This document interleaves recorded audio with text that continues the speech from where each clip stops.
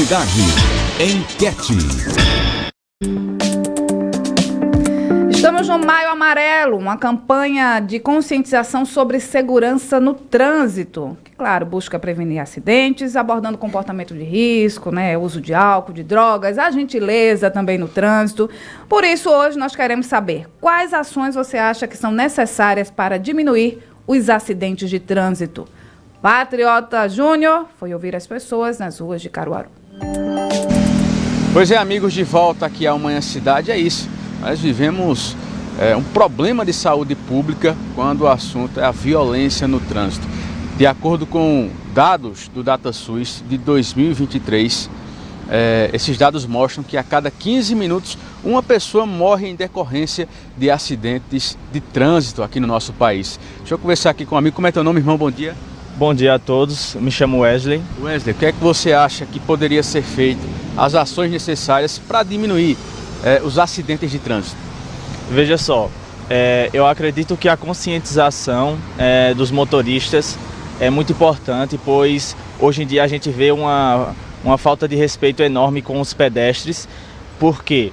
Porque dirigir não tem que ter cuidado apenas com si próprio, né? Tem que pensar no próximo, que é uma responsabilidade enorme.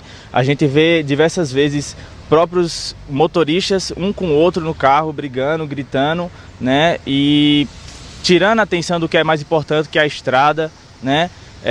Passando pelo sinal que nem fechou, que nem abriu ainda direito, já buzinando com aquela pressa, e isso acaba prejudicando todos nós, né? Então a conscientização, principalmente nesse mês tão importante, eu acredito que tem que pegar no pé e justamente, né, com todo o governo, colocar leis mais rígidas para ver se isso pode ser uma solução. Muito bem, obrigado, pela sua participação. Bom dia, como é teu nome, amiga? Andressa, bom dia. E você, Andressa, para você, quais ações seriam necessárias para nós diminuirmos essa violência no trânsito que nós temos aqui no Brasil?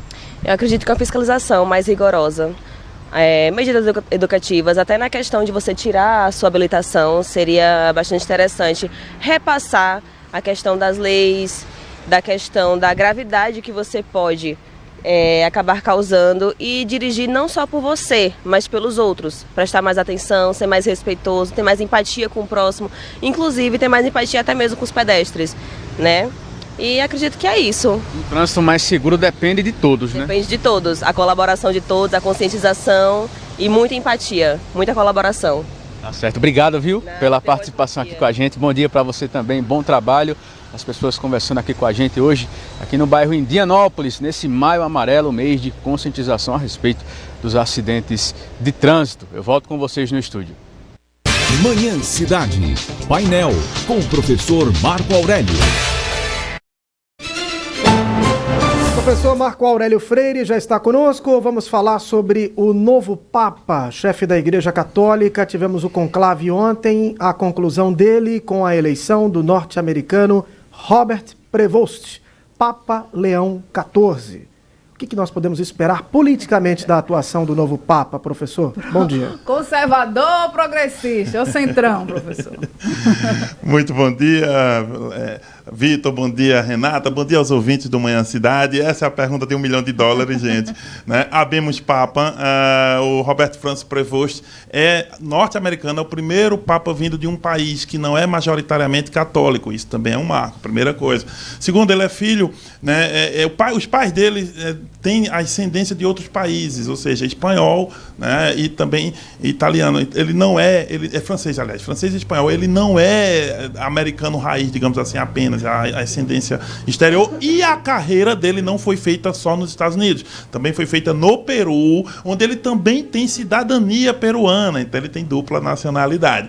Só essas coisas já dão uma história de vida bem interessante. Agora, sobre a atuação dele, que é essa pergunta sua, Renata, isso é muito interessante. Quando a gente fala em politicamente como progressista ou conservador, claro que não é só no mesmo sentido secular, ou seja, aqui do mundo aqui de fora. Dentro da igreja, ser progressista ou conservador é dentro de certos parâmetros. parâmetros da teologia católica e da questão bíblica e da tradição católica também. Vamos lá. Ele é um pouco... Veja, ele nem é tão progressista quanto alguns gostariam e nem tão conservador como muitos queriam.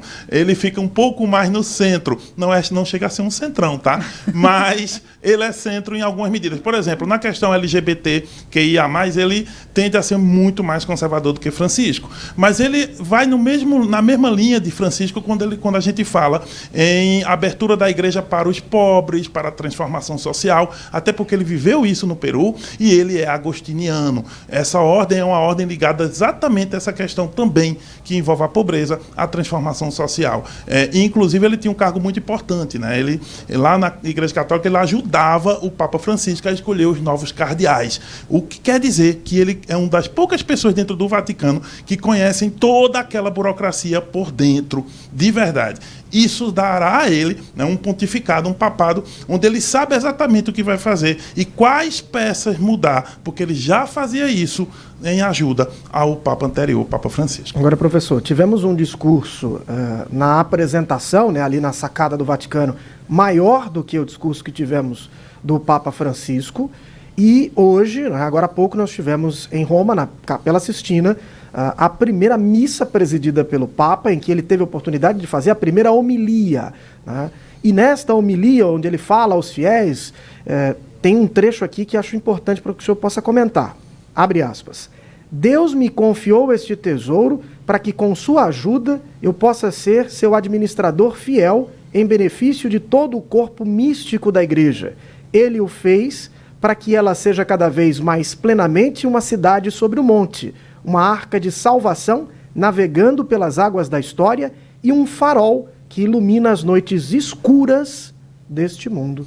Fecha aspas. Olha, que frase, né? Basicamente, esse Papa vai vir como um farol. A ideia é continuar, e inclusive no discurso de ontem, lá na sacada, né, lá no Vaticano, ele disse uma coisa importante. Ele disse que vai fazer uma igreja sinodal, ou seja, ele vai seguir a mesma linha do papado, em modo geral, a mesma linha do papado anterior, porque ele é uma continuidade a Francisco, mas não é igual a Francisco. Isso é muito importante colocar. Nessa primeira homilia, quando ele fala essa linha aí, ele trabalha a ideia da gente não ter medo, né? Os fiéis, né? Todo o povo católico, a ideia dele é lançar a luz como um farol, é diminuir o medo das pessoas e dar esperança para as pessoas enfrentarem as dificuldades do mundo.